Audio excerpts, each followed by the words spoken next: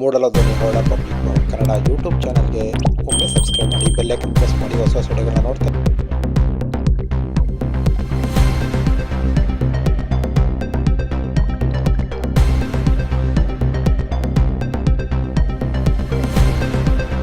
ಇದೊಂದು ಅಪರಾಧ ಯಾರ ಕಡೆಯಿಂದ ಆದರೂ ಅದು ಅಪರಾಧ. ಯಾರು ಅಪರಾಧಿಗಳಿದ್ದಾರೆ ಅವರ ಮೇಲೆ ಕಾನೂನು ರೀತಿಯ ಕ್ರಮ ತೆಗೆದುಕೊಳ್ಳಲೇಬೇಕಾಗ್ತದೆ. ಈಗೇನು ನಾವು ಸಂರಕ್ಷಣೆ ಮಾಡ್ತಾ ಇದ್ದೀವಿ ಅದು ಇನ್ನೂ ಹೆಚ್ಚಿನ ರೀತಿಯಲ್ಲಿ ಗಸ್ತು ಮಾಡುವಂಥದ್ದು, ವಿಜಿಲೆನ್ಸ್ಗೆ ಹೆಚ್ಚಿನ ಒಂದು ಆದ್ಯತೆ ಕೊಡುವಂಥದ್ದು, ಮತ್ತೆ ಆಧುನಿಕ ಏನು ತಂತ್ರಜ್ಞಾನ ಬಳಸಿಕೊಂಡು ಡ್ರೋನ್ ಮುಖಾಂತರ ಆಗಲಿ ಅವೆಲ್ಲದ ರೀತಿಯಲ್ಲಿ ಇಂಥದ್ದು ಮರುಕಳಿಸದಂತೆ ನೋಡಿಕೊಳ್ಳುವಂಥದ್ದು ಮತ್ತು ಯಾರು ಮಾಡಿದ್ದಾರೆ ಅವರಿಗೆ ಶಿಕ್ಷೆ ಕೊಡುವಂತ ಕೆಲಸ ಮಾಡಿ ಇದಕ್ಕೆ ತಾರ್ಕಿಕ ಹಂತಕ್ಕೆ ತೆಗೆದುಕೊಂಡು ಹೋಗುವಂತ ಜವಾಬ್ದಾರಿ ಇಲಾಖೆದಿದೆ. ಆ ಇಲಾಖೆ ಮಾಡ್ತದೆ ಅನ್ನುವಂತ ಮಾತನ್ನು ಹೇಳಿಕೆ ಬಯಸ್ತೀನಿ. ಡಾಕ್ಟರ್ ಅವರು, ನಮ್ಮ ಹಿರಿಯ ಅಧಿಕಾರಿಗಳು, NTC ಇಂದ ಒಬ್ಬ ಪ್ರತಿನಿಧಿ, ಈಗ ನಾವೇ ನಿನ್ನೆನೆ ನಾನು ಗೊತ್ತಾದ ತಕ್ಷಣ ಉನ್ನತ ಮಟ್ಟದ ಒಂದು ಸಮಿತಿಯನ್ನು, ತನಿಖಾ ತಂಡವನ್ನು ರಚನೆ ಮಾಡಿದ್ದೇನೆ. ಶೀಘ್ರದಲ್ಲಿ ವರದಿ ಕೊಡಲಿಕ್ಕೆ ಸೂಚನೆಯನ್ನು ಕೊಟ್ಟಿದ್ದೇನೆ. ದುಷ್ಕೃತ್ಯದಲ್ಲಿ ಯಾರೇ ಭಾಗಿಯಾಗಿದ್ರು ಕಠಿಣವಾದಂತಹ ಒಂದು ಕ್ರಮ ನಾವು ಜರುಗಿಸ್ತೀವಿ ಅನ್ನುವಂತ ಒಂದು ಮಾತನ್ನು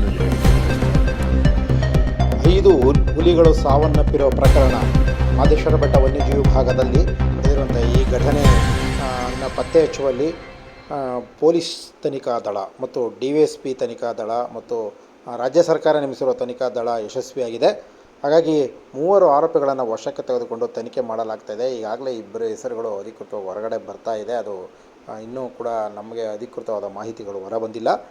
ಮಾಧುರಾಜ್ ಕೊಪ್ಪ ಮತ್ತು ನಾಗರಾಜು ಒಂದೇ ಸಂಬಂಧಿಗಳು, ಹಸುವಿನ ಮಾಲೀಕರು ಅಂತ ಹೇಳಲಾಗ್ತಿದೆ. ಅದಕ್ಕೆ ವಿಷಪ್ರಾಶನವನ್ನು ಅವರು, ವಿಷ ಅಂದರೆ ಕ್ರಿಮಿನಾಶಕ ಬಳಸುವಂಥ ವಸ್ತುವನ್ನು ತೆಗೆದು ಅರ್ಧಂಬರ್ಧ ತಿಂದಿರುವಂತಹ ಹಸುವಿನ ಮೃತದೇಹದ ಮೇಲೆ ಚೆಲ್ಲಿರಬಹುದಾದಂಥ ವಿಷಯ ಅಂತ ಹೇಳಲಾಗ್ತಿದೆ. ಹಾಗಾಗಿ 5 ಹುಲಿಗಳು ಮತ್ತೆ ಬಂದು ಅದನ್ನು ತಿಂದ ಪ್ರಕರಣದಲ್ಲಿ ಈ 3 ಆರೋಪಿಗಳನ್ನು ತನಿಖೆ ಮಾಡ್ತಾ ಇದ್ದಾರೆ ಮತ್ತು ವಿಚಾರಣೆಗೆ ಒಳಪಡಿಸಲಾಗಿದೆ. ಈ ಪ್ರಕರಣದಲ್ಲಿ ಬೇರೆ ಅರಣ್ಯಕ್ಕೆ ಧಕ್ಕೆ ಬರುವಂತಹ ಜೀವಿಗಳಿಗೆ ತೊಂದರೆ ಕೊಡುವಂತಹ ಬೇರೆ ಏನಾದರೂ ಆರೋಪಗಳಿದೆಯಾ ಅನ್ನೋದು ತನಿಖೆಯಿಂದ ಮಾತ್ರ ಹೊರಬರಬೇಕಾಗಿದೆ. ರಾಜ್ಯ ಸರ್ಕಾರಕ್ಕೆ ಮತ್ತು ಅರಣ್ಯ ಇಲಾಖೆಗೆ ದೊಡ್ಡ ಮಟ್ಟದ ಆರೋಪ ಮತ್ತು ಸಮಸ್ಯೆ ಎದುರಾಗುವಂತಹ ಪ್ರಕರಣ ಇದು. ಹಾಗಾಗಿ 5 ಹುಲಿಗಳು ಒಟ್ಟಿಗೆ ಸಾವನ್ನಪ್ಪಿರೋದು ಮತ್ತು ನಮ್ಮ ಜಿಲ್ಲೆಯಲ್ಲಿ ಇಂಥ ಪ್ರಕರಣಗಳು ನಡೆದಿರುವುದು ಒಟ್ಟಿಗೆ ಇದು ಪ್ರಥಮ ಅಂತ ಹೇಳ್ಬೋದು. ಹಾಗಾಗಿ ಈ ಪ್ರಕರಣದ ಬಗ್ಗೆ ರಾಜ್ಯ ಸರ್ಕಾರ ಕೂಡ ದೊಡ್ಡ ತಲೆನೋವು ಅಂತ ಹೇಳ್ಬೋದಾಗಿತ್ತು. ಇದು ಅರಣ್ಯ ಇಲಾಖೆಗೆ ಅರಣ್ಯ ಸಚಿವರೇ ಖುದ್ದಾಗಿ ಬಂದು ಭೇಟಿ ನೀಡಿ ಮತ್ತು ಈ ಸಂಬಂಧಪಟ್ಟಂತೆ ಎಲ್ಲ ತನಿಖೆಯನ್ನು ನಿಷ್ಪಕ್ಷಪಾತವಾಗಿ ನಾವು ಮಾಡ್ತೀವಿ ಅಂತ ಹೇಳಿದರು. ಹಾಗಾಗಿ ಪ್ರಕರಣ ಆದ ಕೆಲವೇ ದಿನದಲ್ಲಿ ಇದು ಪತ್ತೆಯಾಗಿರೋದೊಂದು ನಿಟ್ಟುಸಿರು ಬಿಡುವಂಥ ವಾತಾವರಣ.